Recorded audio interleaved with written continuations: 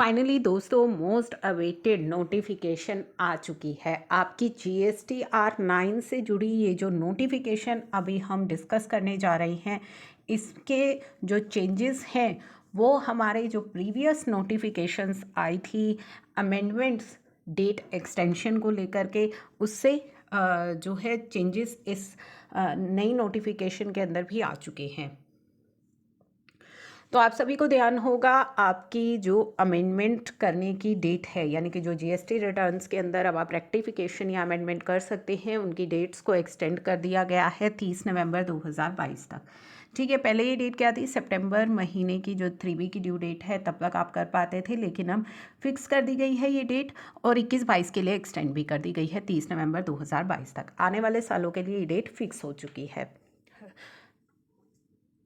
अब यहाँ पे सेम जो चेंज हुए थे रेक्टिफिकेशन की डेट्स को लेकर के, अब GSTR 9 के अंदर भी वो इफ़ेक्ट जो है आ गया है।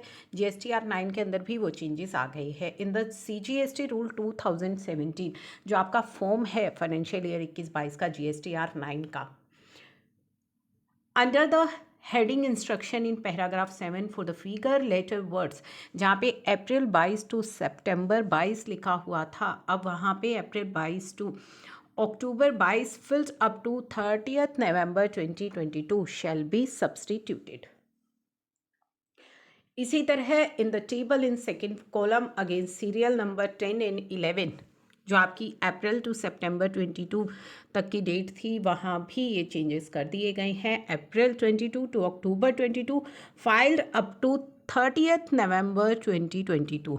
तो बेसिकली जो आपकी 30 नवंबर की डेट हुई थी आपकी रेक्टिफिकेशन की या अमेंडमेंट की आपकी रिटर्न्स की, उसका इफ़ेक्ट अब आपको GSTR 9 में दे दिया गया है। GSTR 9 में भी वो चेंजेस कर दिए गए हैं। तो इसके बाद अब आपकी जो फाइलिंग है वो आप कीजिएगा। GSTR 9 की जो ड्यू डेट है वो भी 31 दिसंबर ही है, तो 31 दिसंबर तक आपको अपनी फाइनेंशियल ईयर 21-22 की जो GSTR 9 है वो फाइल करनी है।